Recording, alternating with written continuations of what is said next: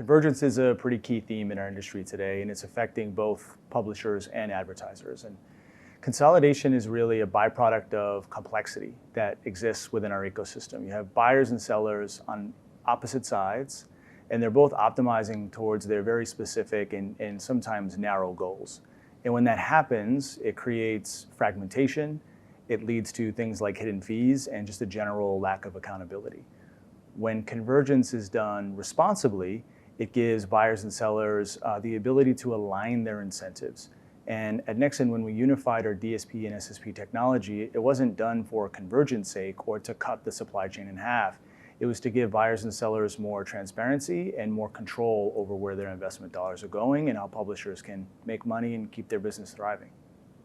Jens, wanted to get your take on the issues surrounding walled gardens and first-party data. A lot of brands are trying to minimize their dependence on walled gardens by leveraging their own first-party data.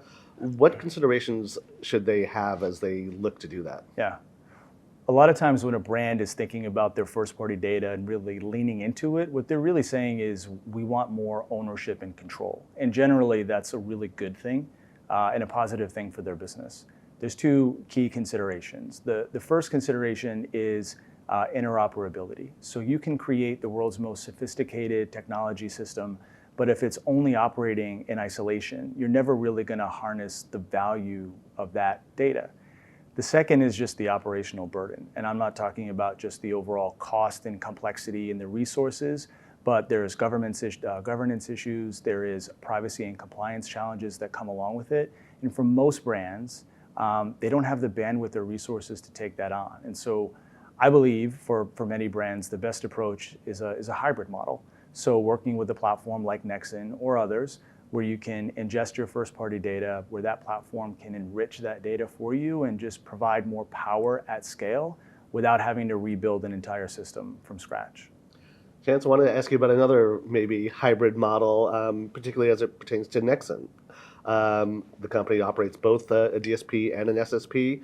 How should we think about the role of SSPs these days, and in concert with how you operate also the DSP? Yeah, it's a really good and important question. The role of an SSP is evolving, but I would argue that it's more important than ever. So a lot of folks will still refer to an SSP as a middleman, and I think that is just patently false. An SSP is an engine to drive transparency and quality to the ecosystem. I believe where a lot of SSPs are honestly falling down is they're just providing generic pipes. And I think we'd all agree the last thing this industry needs is more pipes. The modern SSPs, the ones that will thrive in the future, are the ones that provide value to the transaction. And especially for publishers, being able to enrich their signals, but also bring incremental demand to those publishers and give buyers the ability to have much more transparency and control over where their investment dollars are going. A good SSP will make sure that more media dollars go towards working media, and that's a good thing for buyers, it's a good thing for sellers, and it's a good thing for the whole ecosystem. That really does speak to the issue of how transparency in particular has become such a deep demand from brands these days. But the concept is still, despite the word, kind of still a little vague sometimes. Where do you see meaningful progress in terms of achieving transparency, and where is there still room to improve? Yeah, well, we've come a long way in terms of transparency. We should be very proud of that as an industry. Things like third-party groups like Jounce, for example, identifying MFA, and for the most part, we've cut that out. And there's so many tools and signals available to buyers now that they're much more informed and educated about where their money is going. Another topic that comes up a lot as a result of more transparency is supply path optimization. And we're a part of a lot of those great conversations, but to answer your question, it's one of the areas where I think there's a lot of room for improvement. I think far too many SPO conversations are driven by cost and not value. We need to be focused on the power of what we're bringing to the table and less so just on the overall margin that's being driven. Like, are we actually providing value to our customers? Are we providing value to the ecosystem? And giving our partners the ability to look at, is my impression driving positive results versus a basic question like, where did my impression run? It's a natural evolution of transparency and something we're very excited about.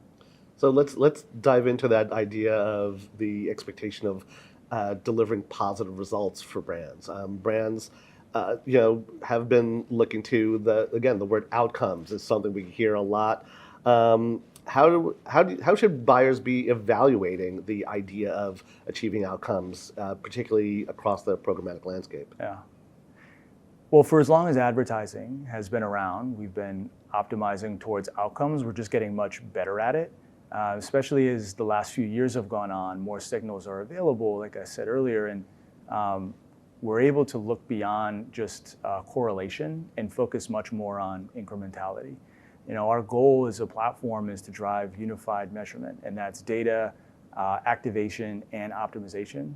And when you layer in predictive AI, that can basically optimize thousands of times faster than any individual team of people ever could, you're giving those people, those really smart, educated people, the ability to focus their time and energy on driving their business forward and using their minds creatively versus staring at a spreadsheet.